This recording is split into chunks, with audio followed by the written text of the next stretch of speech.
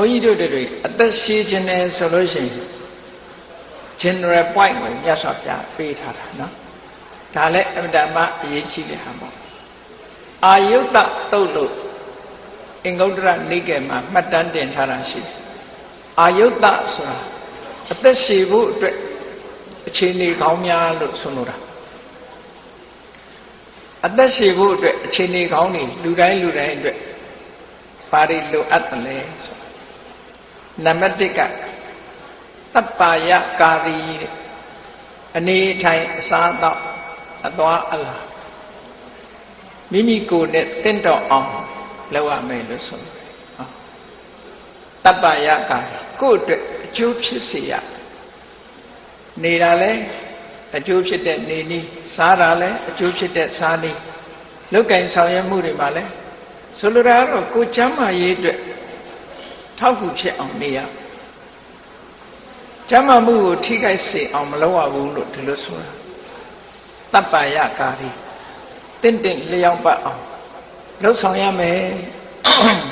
ဒီတပ္ပါယဆိုတဲ့စကားလုံးကပါဠိစကားလုံးပဲသို့တော့မြန်မာလူတွေမှာတပ္ပါယဖြစ်တယ်ဆိုတဲ့စကားကိုပြောကြတယ်အဓိပ္ပာယ်ကဘာလို့ဆိုပါယဆိုတာကြီးပွားတိုးတက်မှုကိုဆိုလို့ကျမ်းမာရေးကြီးပွားတယ်အသိပညာကြီးပွားတယ်တပ္ပါယကြီးပွားတိုးတက်မှုကိုဖြစ်စေတယ်အကြောင်းဟာအမြဲတမ်း2မျိုးရှိတယ်ဒီအကြောင်းကကြီးပွားတိုးတက်မှုကိုရုပ်လျော့စေပြီးဆုပ်ယုပ်ပြပြမှုကိုဥလိတယ်ဒီအကြောင်းကကြီးပွားမှုကိုဥတည်ထားပြီးတော့ဒီဆုပ်ယုပ်ပြပြမှုကိုရှောင်ရှားပေးတယ်အဲ့တော့ကြီးပွားတိုးတက်စေတတ်တဲ့အကြောင်းကိုကိုယ်လောက်ကင်ရမယ်လို့ဒီလိုဆိုအဲ့တော့တပ္ပါယကာရီတင့်လျောက်ပတ်အောင်နေတတ်ရမယ်ထိုင်တတ်ရမယ်စားတတ်ရမယ်ဒါကတစ်ခုနောက်ဒုတိယကတပ္ပါယေမတ္တံသာနာတိကိုယ်နဲ့တင့်လျောက်ပတ်ကိုယ့်အတွက်အကျိုးဖြစ်တယ်လို့ဆိုတာနဲ့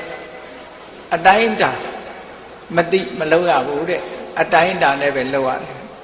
ဒါဆေးပညာမှာလဲ overdosage ဆိုတာရှိတယ်နော်ကိုယ်နဲ့ဆေးကောင်းဆိုတာနဲ့ပဲပို့ပြီးတော့တောက်ရမှာမဟုတ်လွန်သွားရင်အဆိုးပဲရောက်သွားတာအဲ့ဒါလိုပဲကိုယ်နဲ့တပ္ပယဖြစ်တယ်လို့ဆိုပေမဲ့လို့အတိုင်းအတာတစ်ခုနဲ့လုပ်ရမယ်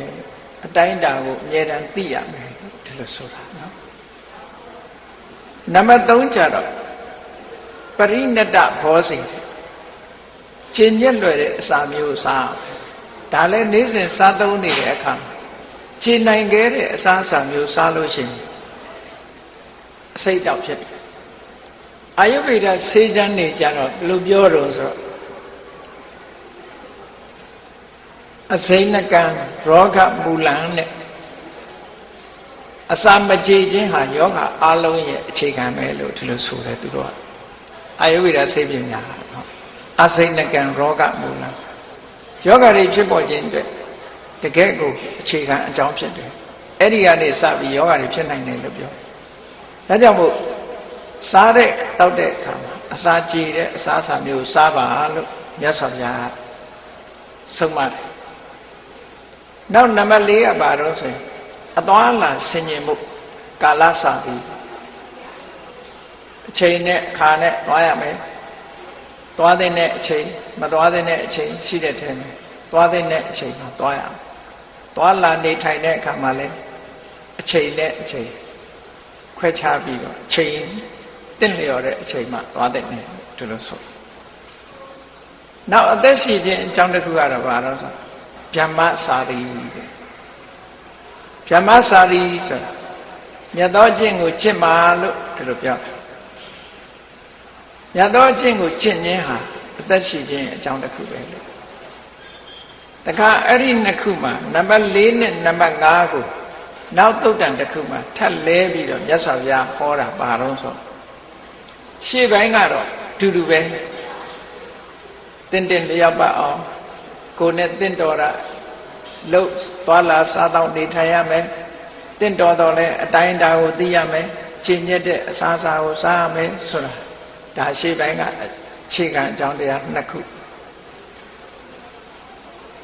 4ခုမြောက်နဲ့5ခုမြောက်ကြတော့မြတ်စွာဘုရားနောက်တုတ်တန်တစ်ခုမှလဲပြီးတော့ဟောတာပြောင်းလဲပြီးတော့ဟောတာသီလဝါကိုချင်းသီလရှိရမယ်တဲ့နံပါတ်4ကကိုချင်းသီလရှိဖို့လို့ကိုချင်းသီလပြက်ပြားမှုဟာလည်းပဲကျမ်းမာရေးကိုချွတ်ယွင်းစေနိုင်တယ်ပေါ့အသက်တိုးစေနိုင်တယ်ပေါ့နံပါတ်5ဗျမစာရီနေရာမှာကလျာဏမိတ်တာမိကောင်းဆွေကောင်းတွေရှိဖို့လိုတယ်အကြံကောင်းဉာဏ်ကောင်းတွေရဖို့အတွက်မိကောင်းဆွေကောင်းအတူယူလိုက်နာကျင့်သုံးဖို့အတွက်မိကောင်းဆွေကောင်းဆိုတာဒါတွေကအရေးကြီးတယ်လို့ဒီလိုပြောတယ်ဆုံးမဩဝါဒပေးမဲ့မိကောင်းဆွေကောင်းတွေရှိရအဲ့ဒါဟာအသက်ရှိခြင်းအကြောင်းပဲအသက်ရှိတယ်ဆိုတာလူတွေရဲ့ life span ရှိတဲ့အတိုင်းပဲဘဝတစ်ခုမှာတက်တန်းစိတ်နေတာကိုပဲအသက်ရှိတယ်လို့ပြောတာအဲ့ဒါလို့ဒီလူတွေရဲ့ယနေ့ခေတ်တက်တန်းစိတ်နေနိုင်တဲ့အနေအထားမျိုးရောက်အောင်အခုလို့ဆင်ញင်ပြီးတော့နေလို့ရှိရင်အသက်ရှင်နိုင်တယ်လို့မြတ်စွာဘုရားကအကျိုးစီးပွားလိုလားတဲ့တတ္တဝါတွေရဲ့အခြေအနေကောင်းတွေကိုပညာဖြင့်ရှုမြင်ပြီးတော့ကရုဏာအခြေခံကမြတ်စွာဘုရားကဒီအာယုဒ္ဓတုတ်ကိုဟောထားတာဖြစ်ပါတယ်ဒါကလူတိုင်းအတွက်အသက်ရှည်ဖို့နီလန်ကောင်းနေပဲပေါ့ဒီထဲမှာစကလုံးကတူပြီမဲ့လို့အာလုံးခြုံငုံပြီးတော့ခဏိခေကျမ်းမာရေးလိုက်စားတဲ့ပညာရက်တွေဒီထဲမှာအကုန်ဝင်သွားတယ်လို့ပြောကျမ်းမာရေးပညာရက်တွေအာလုံးဒီထဲမှာကျုံဝင်သွားတယ်